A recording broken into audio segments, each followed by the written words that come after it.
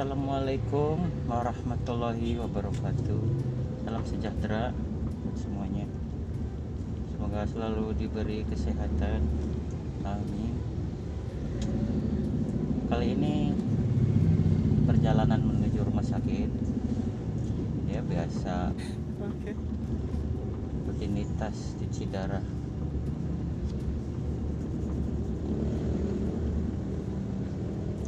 Ngomongin ini apa namanya, cuci darah, biasanya kan pasien hemodialisa atau pasien gagal ginjal itu kan, karena ginjalnya sudah tidak bisa memproduksi sel darah merah lagi, jadi kan kemungkinan tuh HB-nya rendah. Jadi harus transfusi.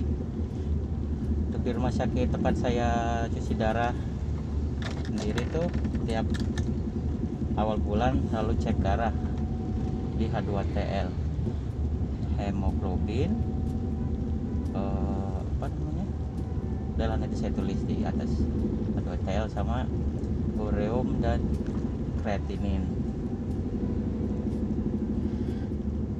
Ya teman-teman saya emang banyak, ada yang rutin tiap bulan tuh transfusi, jadi yang HB-nya di bawah 7,5 itu diharuskan transfusi. Kalau habis transfusi, karena kita pakai BPJS ya, jadi harus nginap semalam, jadi rawat inap. Jadi kalau misalkan kamarnya penuh, ini kan ada administrasi, cari kamar dulu. Kalau kamarnya penuh, ya biasanya transfusinya dipending dulu gitu, minggu depannya atau ya nanti dijadwalin biasanya. Untuk saya sendiri transfusi itu selama 3 tahun lebih isi darah, alhamdulillah hanya 2 kali di awal. Jadi pas masuk ICU itu saya transfusi 2 kantong. Sebulan kemudian emang kondisi juga belum stabil kan, sebulan kemudian juga HB 7,2, transfusi juga 2 kantong. Alhamdulillah bulan seterusnya sampai sekarang nggak pernah lagi gitu yang namanya transfusi.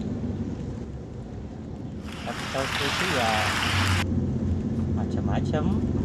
Ada misalkan tuh yang paling umum tuh biasanya yang namanya transfusi juga kan, itu darah, itu kan benda asing juga yang masuk, walaupun itu darah berapa jam ya. Jadi kadang tubuh melawan, biasanya efeknya gatal. Makanya biasanya kalau transfusi perawat suka bilang gatal apa enggak gitu, ada keluhan enggak. Kalau misalnya gatal, ada dikasih resep obatnya, katanya sih langsung hilang gatalnya. Cuman saya kan nggak pernah juga gitu, jadi nggak tahu.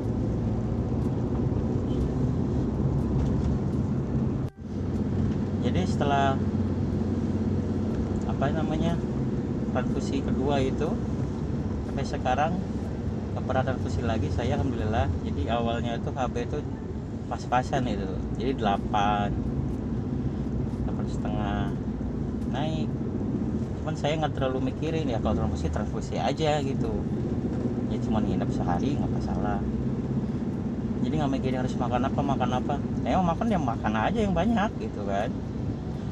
Setelah kondisi stabil emang makan saya emang banyak, jadi sehari itu bisa 5-6 kali makan ya, sepiring sih, maksudnya nggak terlalu over ya, tapi sering gitu saya makannya. Kalau makannya tetap saya makan ayam, makan ikan, sedikit lele itu kan enak tuh. Walaupun dulu sih sebenarnya nggak doyan lele sih, cuman karena sekarang si darah saya nggak tahu, jadi kata istri makan lele itu proteinnya bagus katanya. Oh ya udah, lele itu ikan-ikanan tetap makan. Alhamdulillah naik terus sampai biasanya di angka 10 tuh apa namanya HB ya. Badan kalau 10 juga udah enak gitu, jadi badan tuh kayak ngerasa seger aja. Setelah itu di setahun HD Nah, di rumah sakit tempat saya ada kebijakan baru lagi yang menguntungkan pasien gitu ya. Oke. Jadi saya kan Senin Kamis, Seninnya itu dapat obat rutin. Untuk hari Kamisnya dapat suntikan buat naikin HB. Wah, alhamdulillah banget kan. Namanya apa ya, awal sih ganti-ganti, ada Epo terus apa lagi gitu. Kalau sekarang sih satu merek doang sih, Renogen. Nah itu kalau disuntik tuh jarumnya kecil, sakit banget, soalnya dia ke daging di tangan tuh, rasa pegel, sakit.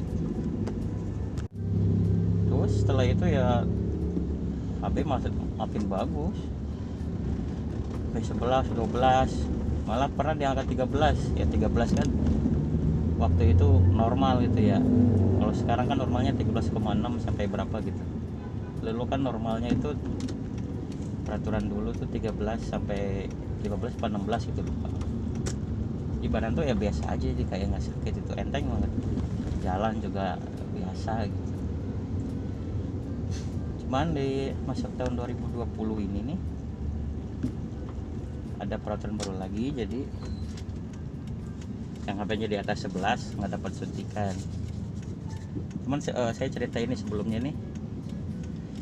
Sebelumnya saya masih dapat suntikan tuh pernah HB tuh turun sampai ke 9. Kenapa gitu ya, kok bisa turun?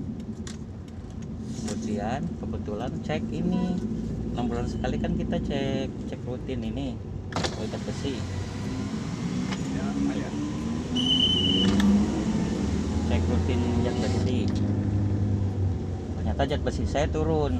Nah, jadi percuma walaupun disuntik itu Renogen naikin HB, dia nggak ngaruh.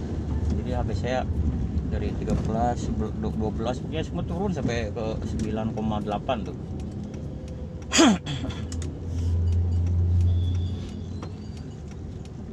Setelah itu jadi setiap hari Kamisnya saya pas setelah ketahuan zat besinya turun itu nggak disuntik HB ya, namanya suntik HB kita sebut. Jadi dikasih infus namanya dialiper buat naikin zat besi. Sama berapa kali ya, 2 bulan kurang itu punya disuntik ini di infus dialiper. Tapi pas selagi di infus dialiper tuh bulan berikutnya ya HB-nya juga naik sih, alhamdulillah jadi 10 gitu. Padahal belum disuntik ini, naikin HB belum. Masih bulan kedua dicek lagi, zat besinya udah normal. Jadi di stop lagi dialipernya. Jadi saya dapat suntikan itu Renogen. Masuk 2020 sih bulan berapa saya lupa gitu. Jadi ada peraturan baru lagi. Yang HB-nya di atas 11 itu nggak dapat suntikan, jadi dianggap bagus. Ya awalnya saya HB berapa tuh sebelum masih dapat suntikan 12,8. Sebulan nggak dapat suntikan, ternyata HB-nya turun jadi 11,5. Waduh, tapi tetap dia nggak dapat suntikan, soalnya kan masih di atas 11. Nah, tapi saya nggak terlalu mikirin juga sih, makan tetap biasa, kalau makan biasa. Nah, 6 bulan ini naik lagi jadi 12,5, jadi naik 1 HB-nya walaupun tanpa suntikan. Nah, jadi kalau misalkan nanya tips buat naikin HB ke saya nggak ada tips khusus. Jadi saya cuma makan normal biasa aja ya. Kalau ada uang makan daging ya, kalau nggak ayam ya ikan. Kadang nggak pakai lauknya ya, cuman sayur dikit gitu kan, nggak boleh banyak-banyak juga karena kalium. Biasa aja, saya nggak terlalu mikirin. Alhamdulillah bisa naik tanpa suntikan. Jadi memang kondisi setiap pasien tuh berbeda-beda ya, jadi nggak bisa disamaratain.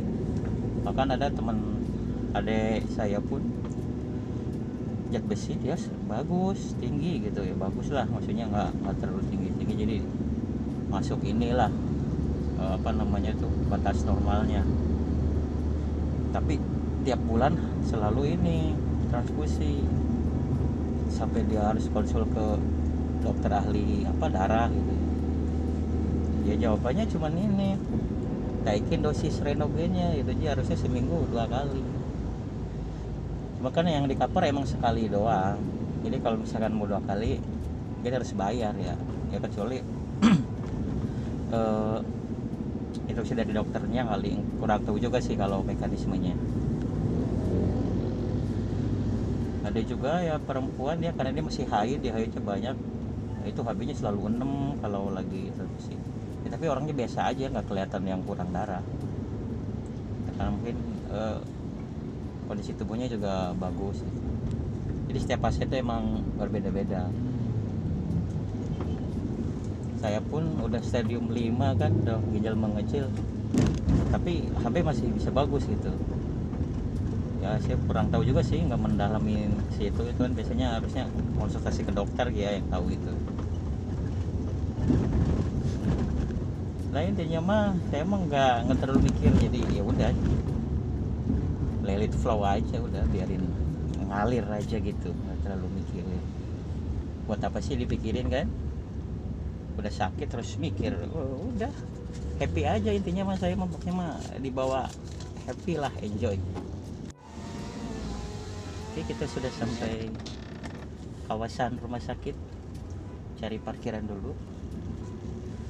Seperti biasa kalau nggak dapat parkir kita kasih valet ya, nggak usah pusing daripada harus parkir di bawah banget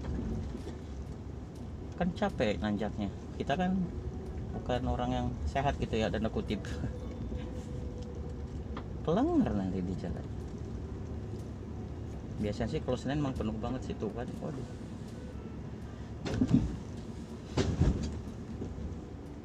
Tapi barusan udah ketemu valetnya sih pas saya ngambil karcis.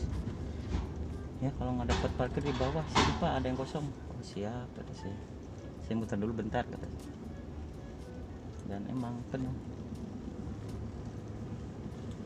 Hari Senin biasa penuh. Tuh. Numpuk. Oke, kita ke valet aja. Bye bye.